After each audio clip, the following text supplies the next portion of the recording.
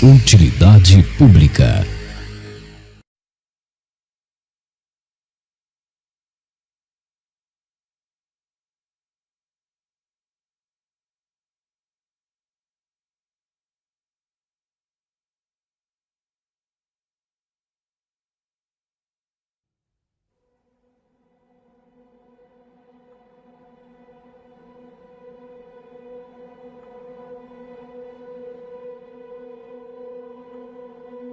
Há um empresário texano que vende o que ele chama de abrigos do juízo final para ricos do mundo todo que aguardam uma guerra nuclear. O nome dele é Ron Hubbard. E não, ele não é parente do fundador da cientologia, o falecido L. Ron Hubbard. Os abrigos são fortificações equipadas com filtros de ar. Os mais baratos estão na faixa de $20 mil. Já os mais caros custam em torno de 5 milhões e vêm equipados com comodidades luxuosas e campo interno para a prática de tiro. Hubbard disse recentemente que 2 membros do governo Trump são clientes seus e compraram abrigos para eles e suas famílias sobreviverem a um potencial apocalipse atômico.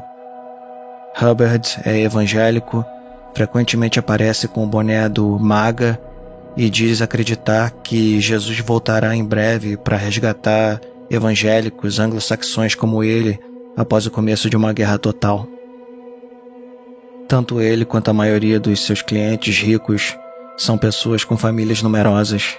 Levam ao pé da letra o crescei-vos e multiplicai-vos do Velho Testamento, foco daqueles cristãos que acham Jesus um chola, woke, sojado, desprovido de testosterona ou qualquer outro termo que vise taxar os outros de fracos, inferiores e afeminados. Imagina só o quão escroto deve ser para eles que gostam de dizer que têm mentalidade guerreira e são fãs dos vikings, terem como messias um Galileu asceta nascido há 2000 anos atrás, que alimentava e curava pessoas de graça, pregava que Deus favorecia os pobres e que ricos deveriam abandonar seus bens materiais para segui-lo. Um homem que jamais teve filhos e disse que o melhor que fazemos para alcançar o reino dos céus é ser como eunucos. Em Mateus capítulo 19, versículos 11 e 12, Cristo diz o seguinte, abre aspas, nem todos são capazes de compreender o sentido dessa palavra, mas somente aqueles a quem foi dado. Porque há eunucos que o são desde o ventre de suas mães, há eunucos tornados tais pelas mãos dos homens, e há eunucos que a si mesmos se fizeram eunucos por amor do reino dos céus. Quem puder compreender, compreenda. Fecha aspas. Jesus disse isso em resposta a um questionamento dos apóstolos sobre se o homem deveria se casar ou não, e o sentido no qual ele fala é intimamente ligado à reprodução e não meramente ao sexo, como esses cristãos guerreiros patéticos defendem hipocritamente ao mesmo tempo em que traem suas esposas sempre que podem, muitas vezes em relações que nem heterossexuais são. Esses cristãos guerreiros, aliás, qualquer religioso autoproclamado guerreiro de qualquer religião, são meros escravos da vontade de vida cega que anima eles, nada mais.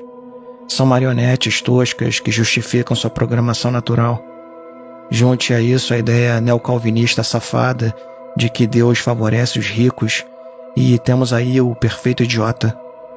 Volta e meia vejo pastores multimilionários dessa ou daquela igreja da moda comprando artigos de luxo e me pergunto o que Santo Onofre, confessor, e Santa Sinclética de Alexandria, 2 ascetas cristãos do deserto que viveram no século IV no Egito, teriam a dizer sobre os nossos cristãos luxuosos, materialistas e pseudo-aguerridos do século XXI. É patético, é cômico até. Essa é uma das razões pelas quais Schopenhauer é genial. A análise dele das religiões, que divide elas em otimistas e pessimistas, é certeira. Religiões otimistas são aquelas que afirmam a vontade, enquanto que religiões pessimistas negam a vontade, o que basicamente quer dizer afirmar ou negar a própria existência, o mundo do devir, etc. Dentro de uma mesma tradição religiosa, até mesmo dentro de uma mesma denominação, Você pode ter grupos e indivíduos que interpretam e praticam de maneira otimista ou pessimista, mas o fundamento das religiões em si já indica se elas são otimistas ou pessimistas no geral. E não é difícil saber quem é quem. É importante frisar que, para o Schopenhauer, essas interpretações filosóficas são aquilo que fica depois que despimos a religião da sua literalidade e seus dogmas. O resto é pura mitologia que cerca esse âmago filosófico. Não importa nem mesmo se a religião é politeísta, monoteísta ou ateísta, como no caso do budismo. Ele, assim como eu, não acredita em nada no tocante ao sobrenatural ou espiritual das religiões. Para ele, todas essas histórias sobrenaturais apenas cobrem o âmago filosófico das religiões. Elas são metafísica popular. São histórias inventadas para apaziguar a real necessidade metafísica do Homo sapiens, o único ser parido da natureza que se sentiu deslocado dela, deslocado de tudo, e se perguntou que porra que ele e todos os outros seres estão fazendo aqui.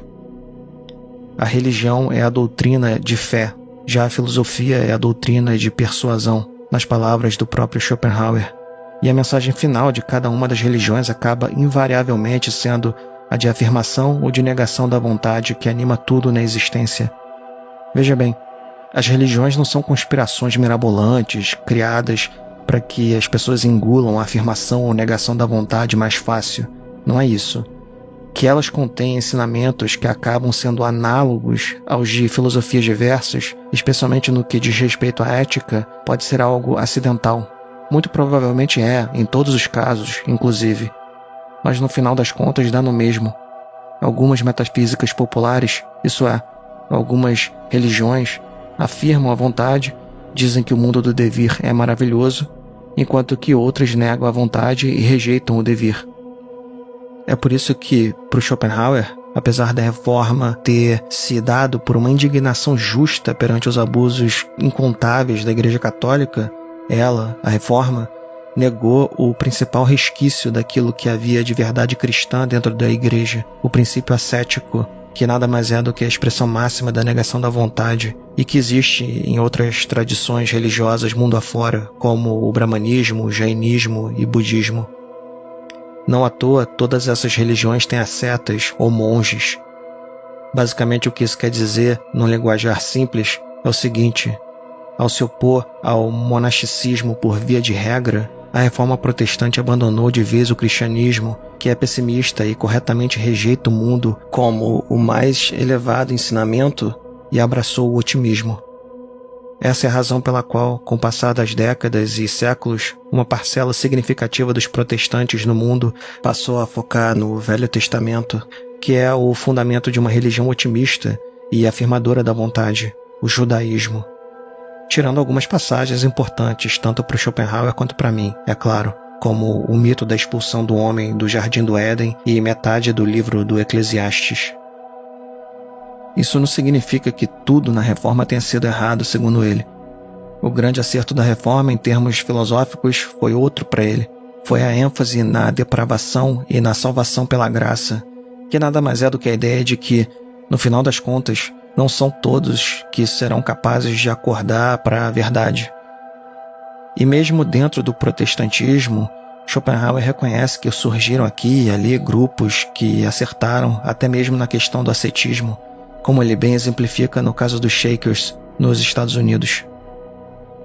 Eu, ateu, sou mais cristão do que esses boçais que escrevem Christ is King e Deus Vult nos seus perfis de redes sociais, enquanto divulgam teologia do domínio, um saco de merda tirado do reto de protestantes norte-americanos entre o século XIX e XX, e que infelizmente produziu uma árvore forte que está dando frutos fecais terríveis no momento atual, ameaçando destruir uma das melhores coisas que a civilização ocidental um dia buscou defender, pelo menos na aparência, a liberdade de consciência e a secularização das instituições e da sociedade. Imagina viver num país onde blasfêmia ou apostasia são crimes, algumas vezes punidos até mesmo com a morte. Nós tínhamos nos livrado disso antes de eu nascer, embora a religião ainda guiasse algumas normas de conduta e leis, como sempre ficou claro na questão do aborto e da eutanásia no Brasil e em vários outros países ocidentalizados. Mas a verdade é essa. Eu consigo ser mais cristão simplesmente por reconhecer e concordar com a negação da vontade na mensagem de Cristo, mesmo sendo ateu, do que pastores multimilionários que passam a vida falando de Jesus enquanto consideram ele um mero adendo ao Velho Testamento, a ponto de muitos deles se fantasiarem de judeus em seus templos que mais parecem galpões e shoppings. Eu repito, é patético, é cômico até. Se você procurar, vai achar muitos apologetas que dizem que eu estou interpretando errado, que esse papo de negar a vontade não tendo filhos, expressado mais explicitamente no Novo Testamento por São Paulo, é algo particular à época dele, já que muitos achavam que Jesus estaria voltando logo e era desnecessário criar novas consciências para passar pelas tribulações do fim dos tempos. Ignoram que o próprio Jesus também negava a vontade e a reprodução, como na passagem do eunuco que eu citei, e pior, que Jesus sempre igualava o mundo material com o mal. Fora que esses apologetas não percebem que, ao usar esse argumento de que São Paulo e outros cristãos do século I pregavam o ascetismo por acharem que Jesus estaria voltando logo, eles dão um tiro no próprio pé. Eles próprios vivem clamando que Jesus está voltando e dão corda para tudo quanto é maluquice apocalíptica, inclusive tentam influenciar a política nos países de maioria cristã, como no caso daqueles ignóbeis que cercam o atual presidente americano, que acham que a guerra que fazem no Irã é o começo das tribulações do livro do Apocalipse. Ora, se esses apologetas fossem coerentes, então, eles não teriam filhos, nem tolerariam tranquilamente que seus irmãos e irmãs cristãos se multiplicassem como se não houvesse amanhã. Mas eles não fazem isso, pelo contrário. Do inconveniente de ter nascido, Cioran relata que um amigo seu acreditava que o fim do mundo estava próximo, mas, ao mesmo tempo, era pai de uma família numerosa. Cioran aponta a incoerência dele e escreve que em Patmos não se procria. Patmos, para quem não sabe, é a ilha grega no mar Egeu, onde São João escreveu o livro do Apocalipse. A Grécia, aliás, é o mais importante centro do cristianismo ortodoxo bizantino, que até o ano de 1054 vivia em comunhão com o cristianismo católico romano. Ela é repleta de monastérios milenares. Minha avó paterna era grega, tendo chegado ao Brasil em 1954, aos 20 anos de idade. Na minha infância, ela ainda recebia visitas do padre ortodoxo enquanto ela ainda morava em Brasília, mas sei que ela também praticava o catolicismo, sendo devota de Nossa Senhora Aparecida. Apesar dela nunca ter aprendido nada sobre a negação ou afirmação da vontade, e apesar dela, como boa grega, ter afirmado a sua vontade, sei bem o que ela achava de cristãos caça-níqueis. Apesar de todos os defeitos que a minha avó pudesse ter, e como qualquer ser humano ela tinha, esse ela não tinha. Ela jamais se rendeu aos apelos de amigas e parentes mais novos que abraçaram esse cristianismo afirmador, amante incondicional do Velho Testamento e envergonhado do Novo, uma religião que é a expressão máxima do niilismo comercial atual. Há um quê de niilismo e perversão quando alguém acredita que nós estamos no fim dos tempos, seja de forma religiosa ou, pior ainda, com base em evidências históricas e científicas, e ainda assim escolhe gerar novas consciências. No caso do religioso cristão, mesmo se o fim do mundo não fosse um fator, a perversão continuaria existindo, já que eles todos tendem a acreditar que Deus pune pecadores impenitentes eternamente no inferno. Isso quer dizer que eles jogam roleta com as almas dos próprios filhos, porque eles não sabem se os filhos serão ou não pecadores impenitentes e irão para o inferno depois deles morrerem. Imagina dormir tranquilo, sabendo que você gerou uma consciência, uma alma, que corre o risco de queimar eternamente caso ela simplesmente deixe de acreditar ou seguir o seu Deus. É uma monstruosidade que só a fé pode proporcionar. Agora, imagina se esse Deus realmente existisse e mandasse almas para o inferno ao mesmo tempo em que comanda que nos multipliquemos. Ele estaria ordenando a procriação ao passo que condena vários dos nascidos ao inferno depois que eles morrem. Seria uma coisa nojenta,